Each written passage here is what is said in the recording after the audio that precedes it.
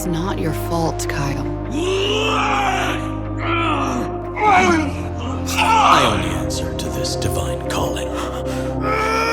We just got a huge update on Dying Light the Beast. Yes, Techland during the Game Awards show revealed a new gameplay trailer for Dying Light the Beast. And because of that, we've got details about the gameplay, new features, new locations, new weapons, and we even have some exclusive images that Techland shared with us. Plus, we finally have a release date for Dying Light the Beast. So my friends, let's start the video and make sure to subscribe to my channel if you want to stay updated with everything Dying Light. Now firstly, the biggest announcement. Dying Light the Beast is going to release the next year in 2025 during summer, which simply means between March 1st till 31st May, it can drop anytime. So technically in the next 5 or 6 months, Dying Light the Beast should officially release unless Techland decides to delay it. Now I'm gonna be doing a quick breakdown of the latest gameplay to make sure that you guys have missed nothing from the trailer. So when the trailer starts, you hear the scream of Kyle Crane, who is being experimented on by Baron Karlach. After this, you get a shot of him sharpening his machete in the middle of the forest, where you actually hear a voice telling him it's not his fault. So Crane most likely got someone killed or something bad happened, for which Crane is blaming himself. After this comes the most interesting part, where we actually get introduced to the main antagonist of this game. And guys, trust me when I say this, because just by this segment I can tell you that he is a well-written character.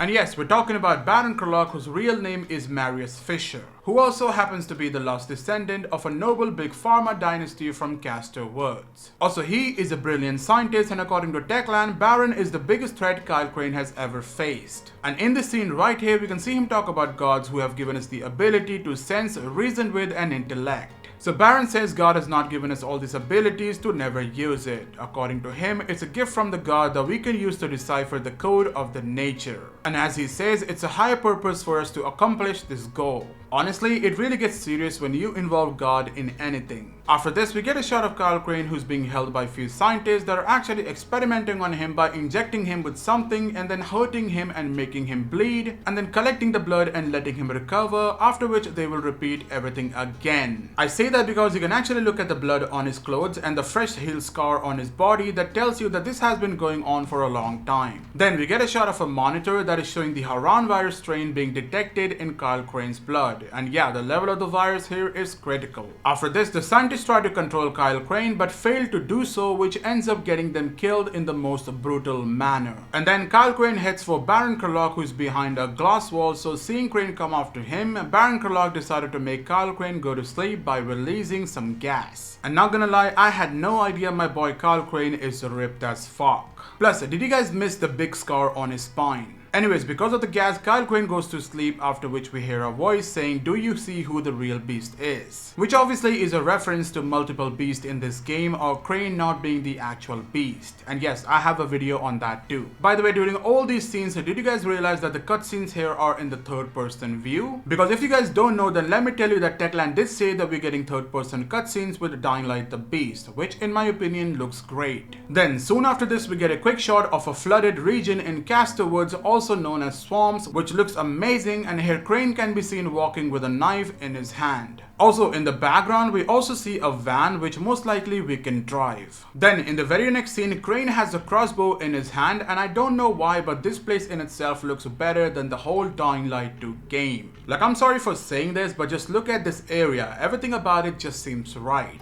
Plus, we also got our typical moment with survivors where we had to rescue them from the zombie. Anyways, the next scene is from inside the van, and my god, did Techland listen to the community. Because if you didn't know, then let me tell you that Dying Light the Beast was supposed to have a third person view while driving. But since the community requested for a first person view, Techland delivered that, and we see that in action here. Then after this, we get a beautiful shot of Crane using a new weapon type called the Flamethrower, which not only looks amazing but also melts the zombie skin. Plus, look at the fire effect, it's actually amazing. Also, if you look in the background, you will actually notice two Dying Light 1 assets being used here. I mean, to be very honest, it looks good, but I'm pretty sure it's just a placeholder for now. Then we get a scene of a basement from Baron Karlach's lab, where a zombie is kept inside the cage. And also, to give you a better idea of this scene, here's an image shared by Techland that shows you a viral inside the cage. Well, actually, these are called the medical monstrosities, which are a biological horrors created by Baron Karlach, and yes, they listen to Baron. Then we get a spooky shot of the nighttime, and everyone that complained about the night being too bright in Dying Light 2 is up for a treat. because this, my friends, looks like it's pitch black here, and I'm loving that vibe. Plus, according to Techland, the zombies would be hiding in this place and can show up anytime with a jump scare like this. Also, something to notice here, the zombie that grabs you looks like came from the underwater because of the color of his skin. Then, I don't know how to say this, but in the next scene where we see a viral and a volatile coming after you, we can actually see some police cars in the background that are from Villedor. Yes, they are from Dying Light 2. Maybe what I'm thinking is right, and it's just a placeholder that will be changed in the future. Also, in the same scene, we see Crane using a grenade launcher, but the ammo he's using is most likely a UV grenade. I say that because when he used it, we saw a blue bright light coming out of it which burned the zombies but did not damage them in any way. After this, we see Crane doing parkour, which actually looked exactly like Dying Light 2 parkour animations. I mean, even the dropkick has that floaty effect from Dying Light 2. So honestly, I hope they change that and bring in the dropkick from Dying Light 1 just for Kyle Crane. But also, I'm very glad that the physics are actually improved in this game, and you can tell that by watching this scene where Crane tossed a zombie that resulted in him tripping over a fence because of the momentum of the throw.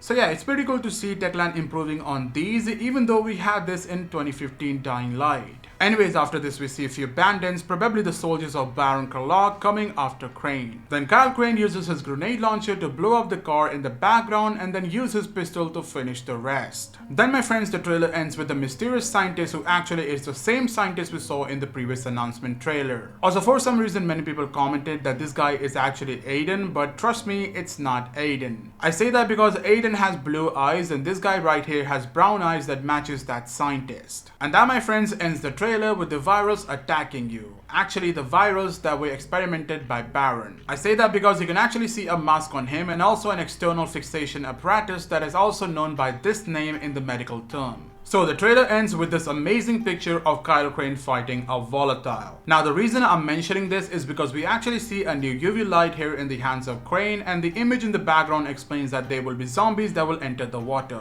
So it looks like it's not like Dying Light 1 or Dying Light 2 where the zombies drown in the water, but here they can actually roam freely, or maybe that's possible because it's a different type of zombie. Anyways, now that was an amazing trailer, but it's time we check out some new images shared by Techland. Like, do you guys remember this image? This is what it looked like in the past when it was accidentally leaked online by Techland. But now, my friends, the same image is shared again, but this time it's a fully completed image. And yes, we see a freak of nature here with Crane using a grenade launcher to take it down. Then we see this picture where a random person has been hanged in the middle of the streets. Honestly, it kind of reminds me of that E3 2018 trailer where people were punished just like this. Then we see another picture of Crane throwing a firecracker, and on the ground we see a dead survivor being eaten by the zombies. Also, do not miss that sign that says God is dead.